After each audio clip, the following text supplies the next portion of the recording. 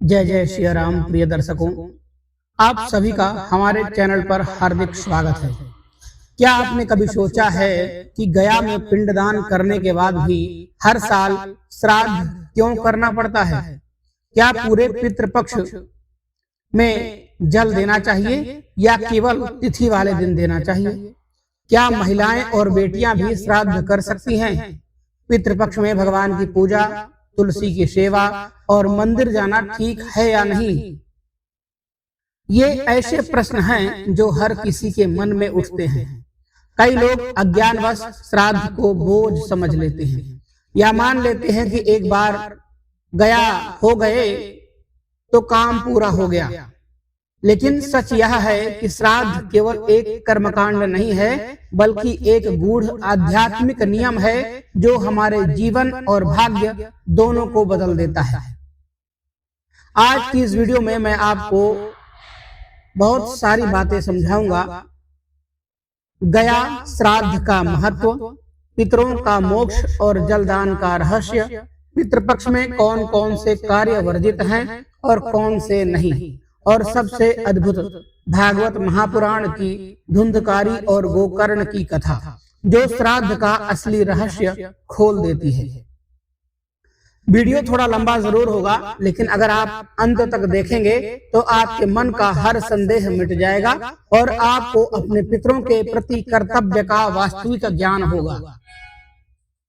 तो प्रिय मित्रों, आइए इस वीडियो को शुरू करते हैं। लेकिन उससे पहले आप सभी से एक निवेदन है कि इस वीडियो को लाइक जरूर करिएगा और हमारे इस चैनल को भी सब्सक्राइब कर लीजिएगा, जिससे आपको इसी तरह की विशेष ज्ञानवर्धक जानकारियां समय समय पर देखने और सुनने को मिलती रहे।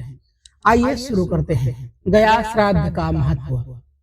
गया श्राद्ध केवल धन से नहीं बल्कि सौभाग्य से होता है। हर कोई सोच भी नहीं सकता है कि वह गया जाकर के पिंडदान कर पाएगा। यह तभी संभव है जब पितरों का आशीर्वाद, भगवान की कृपा और संतान का सौभाग्य जुड़ा हो। गया में श्राद्ध करने से पितरों को मोक्ष मिलता है। वे भगवान में विलीन हो जाते हैं और बैतरणी पार कर लेते हैं। लेकिन फिर भी प्रश्न है, जब पितरों का मोक्ष हो गया तो हर साल श्राद्ध और जल क्यों? गया पिंडदान के बाद भी श्राद्ध क्यों? इसका उत्तर भागवत महापुराण की एक अद्भुत कथा में मिलता है। आत्मदेव ब्राह्मण के दो पुत्र थे, धुंधकारी और गोकर्ण। गोकर्ण संत और ज्ञानी पुरुष थे, जबकि धुंधकारी पापी और अधर्मी था। धुंधकारी ने वैश्याओं के साथ दुष्कर्म किया और अंत में उन्हीं ने उसे मार डाला। गोकर्ण ने अपने भाई के उद्धार के लिए गया जाकर पिंडदान किया। लेकिन जब गोकर्ण लौटे तो धुंधकारी प्रेत रूप में प्रकट हुआ और बोला, भैया मैं इतना पापी हूँ कि 100 बार गया में श्राद्ध करने के पर भी मेरा उद्धार नहीं होगा। यह कथा हमें सिखाती है कि हम त्रिकालदर्शी नहीं हैं। हमें यह मान लेने का अधिकार नहीं है कि पितरों का मोक्ष हो चुका है। इसलिए गया श्राद्ध के बाद भी हर साल पितृपक्ष में श्राद्ध और जलदान अवश्य करना चाहिए। पितरों को जल कब और कितना देना चाहिए? पूरे पितृपक्ष में प्रतिदिन जल देना चाहिए। जब पितरों की तिथि आती है उस दिन विशेष श्राद्ध, तर्पण और पिंडदान करना चाहिए। लेकिन तिथि के बाद भी अमावस्या तक जलदान जारी रहना चाहिए। अमावस्या के दिन पितरों की विदाई स्वरूप भोजन, वस्त्र और दक्षिणा दान करनी चाहिए। यानी जल पूरे पितृपक्ष में श्राद्ध तिथि पर विशेष अनुष्ठान के साथ में करना चाहिए। घर में कई पितृ हो तो क्या करें? यदि अलग अलग तिथियों पर पितरों का देहांत हुआ हो तो अलग अलग श्राद्ध किया जा सकता है। लेकिन शास्त्र कहते हैं, जो सबसे अंतिम में स्वर्गवासी हुए हों उनकी तिथि पर सभी पितरों का श्राद्ध एक साथ करना उचित है। जलदान की प्रक्रिया पूरे पितृपक्ष में चलती रहेगी। क्या महिलाएं और बेटियां श्राद्ध कर सकती हैं? हाँ बिल्कुल, बेटियां अपने माता पिता और पूर्वजों का श्राद्ध और पिंडदान कर सकती हैं। पत्नी अपने पति का श्राद्ध कर सकती है। अगर पुत्र ना हो तो बेटियां और पत्नियां अपने अधिकार से यह कर्तव्य निभा सकती हैं। गया में भी आज महिलाएं जाकर पिंडदान करती हैं, यानी यह केवल पुरुषों का अधिकार नहीं है, बल्कि रक्त संबंधित रखने वाली संतान का अधिकार है। पितृपक्ष में पूजा, देव पूजा और मंदिर जाना। बहुत लोग मानते हैं कि पितृपक्ष में भगवान की पूजा या मंदिर जाना वर्जित है, लेकिन यह गलत है। पितृपक्ष कोई सूतक नहीं है, कोई पातक नहीं है। जैसे नवरात्रि में माता की पूजा होती है, वैसे ही पितृपक्ष में पितरों की पूजा होती है। तुलसी सेवा, सूर्य अर्घ, लड्डू गोपाल की सेवा, मंदिर का दर्शन आप सब कर सकते हैं। घर में पूजा पाठ, जप तप सब कुछ कर सकते हैं। बस क्रम यह है, सबसे पहले देव पूजन करें, फिर पितरों को जल अर्पित करें। श्राद्ध का वास्तविक रहस्य क्या है? पितरों को जल और श्राद्ध केवल उनके उद्धार के लिए नहीं, बल्कि हमारी समृद्धि और सुख के लिए भी आवश्यक है।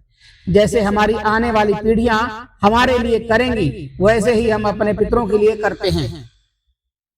जब हम श्राद्ध करते हैं तो पुण्य पितरों तक पहुंचता है और वे उसे भगवान के पास अर्पित कर हमें लौटा देते हैं। यही कारण है कि श्राद्ध करने से अचानक घर में समृद्धि, शांति और सफलता आने लगती है। प्रिय दर्शकों, अब आपके मन का हर संदेह मिट गया होगा। गया श्राद्ध करने के बाद भी हर साल श्राद्ध करना जरूरी है। पूरे पितृपक्ष में जल देना जरूरी है। महिलाएं और बेटियां भी श्राद्ध कर सकती हैं। पितृपक्ष में भगवान की पूजा, तुलसी की सेवा, मंदिर दर्शन सब करना चाहिए, कुछ भी नहीं छोड़ना चाहिए।